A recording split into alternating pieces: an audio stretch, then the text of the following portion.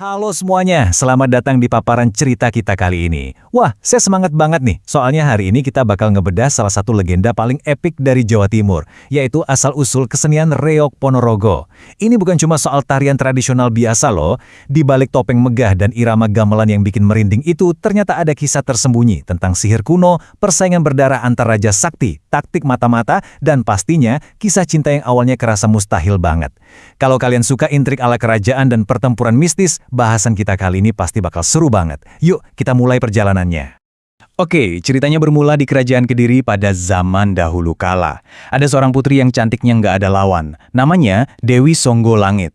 Tapi, ada satu masalah besar nih buat sang Raja Kediri. Putrinya ini sama sekali nggak mau nikah. Tiap kali ditanya alasannya, sang putri cuma diam, nunduk, terus malah minta izin buat pergi semedi atau tapa berata nyari petunjuk. Nah, bayangin ketegangan di istana waktu itu. Pertanyaan terbesarnya adalah, apa yang bakal terjadi pas sang putri akhirnya balik dari semedi? Alih-alih cuma nolak, dia malah ngasih syarat yang bakal ngerubah sejarah negerinya selamanya.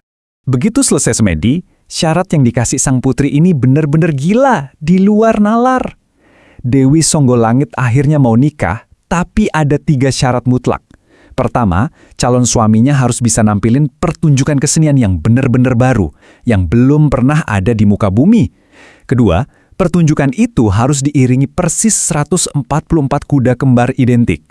Dan yang ketiga, ini yang paling absurd, harus bawa hewan berkepala 2 yang masih hidup. Raja Kediri sadar banget ini nyaris mustahil, tapi ya sayembara tetap diumumin. Tentu aja, begitu dengar syaratnya, banyak pangeran dan kesatria yang langsung balik kanan. Syaratnya terlalu gila kan? Tapi ternyata nggak semuanya milih mundur. Disinilah intrik aslinya dimulai. Ada 2 raja super sakti yang berani ngambil tantangan ini. Di satu sisi, ada Raja Singobarong dari kerajaan Lodaya. Sosok ini ngeri banget, wujudnya manusia setengah harimau, terkenal kejam dan bulunya itu lebat tapi penuh kutu. Saking gatelnya, dia sampai sengaja melihara burung merak cuma buat matukin kutu-kutu di kepalanya. Di sisi lain ada lawannya, Raja Klono Sewandono dari kerajaan Bantarangin di wilayah Wengker. Beda banget karakternya, dia ini gigih, jago strategi, dan gerak cepat. Coba tebak, dia udah berhasil ngumpulin 2 dari 3 syarat tadi dengan cepat loh. Terus, apa yang terjadi? Singobarong mulai panik kelang kabut. Dia udah nyuruh pasukannya nyari kuda kembar dan hewan kepala 2. Tapi gagal total. Puncaknya, mata-mata dia yang namanya Pati Iderkolo ngasih laporan kalau saingannya, Klono Sewandono, udah hampir selesai dan cuma tinggal nyari hewan berkepala 2. Wah, dengar laporan itu, Singobarong langsung naik pitam. Daripada capek nyari sendiri, dia mikir, mending kerain aja seluruh pasukan militernya buat nyergap dan ngerampas semua hasil jeripaya Klono Sewandono. Tapi Klono Sewandono ini cerdas banget. Dia nggak gampang dikadalin.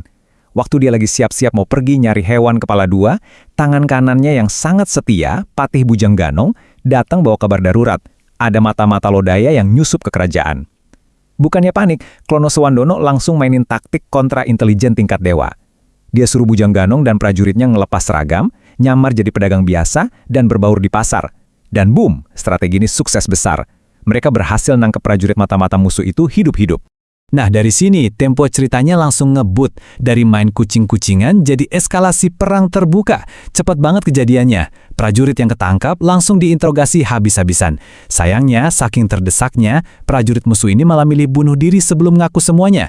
Tapi santai, info yang sempat bocor udah cukup buat ngebongkar rencana jahat Singobarong yang mau nyergap rombongan mereka.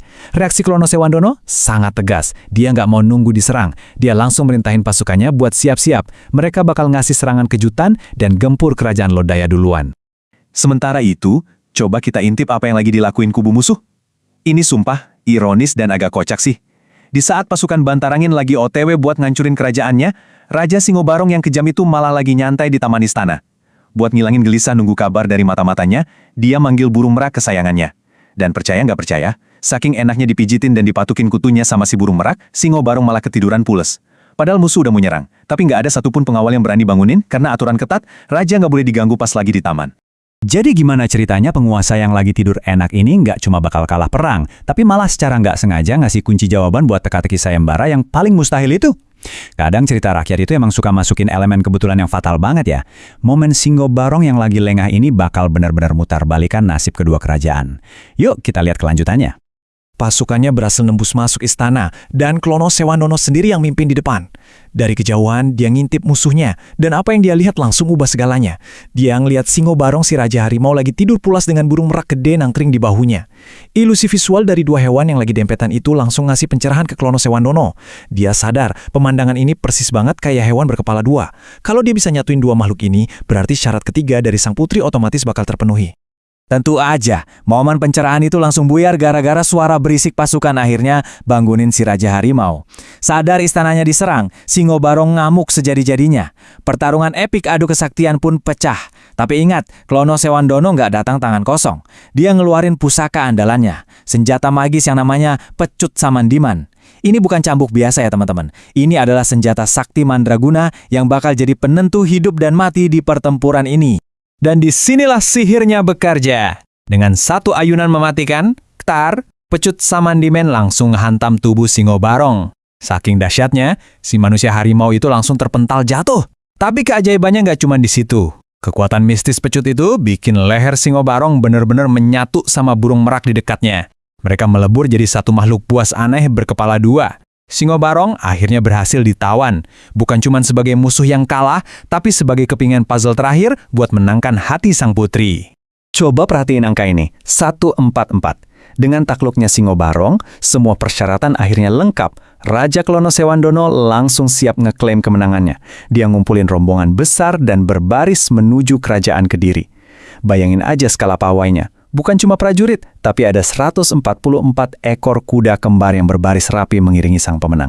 Wah, benar-benar unjuk kekayaan dan kekayaan yang luar biasa banget pada zaman itu. Sampai di Kediri, Klono Sewandono nggak cuma nyerahin hewan-hewan itu layaknya paketan barang. Dia ngebungkus semuanya jadi sebuah pertunjukan seni super megah yang belum pernah dilihat siapapun. Persis sama syarat pertama. Barisan 144 kuda kembar bergerak seirama, diiringi alunan gamelan yang menggelegar, pukulan gendang yang bikin semangat, dan trompet yang meriah banget. Dan bintang utamanya, di paling depan, Singo Barong yang udah jadi makhluk berkepala dua itu menari dengan liar, buas, tapi entah gimana, kelihatan indah banget. Sebuah mahakarya besar baru aja lahir hari itu. Ngelihat tontonan yang seepik itu, Sang Raja Kediri dan Dewi Songgolangit benar-benar terpukau. Syarat mustahil itu sukses dipenuhi. Akhirnya, sang putri nerima pinangan Klono Sewandono. Mereka menikah secara megah terus pindah ke wilayah Wengker, daerah yang sekarang kita kenal sebagai Ponorogo. Dan pertunjukan luar biasa tadi nggak dilupain gitu aja. Sama masyarakat sana, kesenian baru ini terus dilestarikan dan diwariskan turun-temurun, sampai akhirnya abadi jadi apa yang kita kenal sekarang, Reok Ponorogo. Singo Barong dengan burung meraknya berevolusi jadi topeng dadak merak yang ikonik, dan kuda kembarnya jadi tarian jatilan. Gila ya, kesenian yang sering kita nikmati sekarang ternyata punya akar cerita dari sebuah sayembara mustahil dan pertempuran magis. Kisah Reok Ponorogo ini ngingetin kita kalau budaya itu nggak muncul tiba-tiba.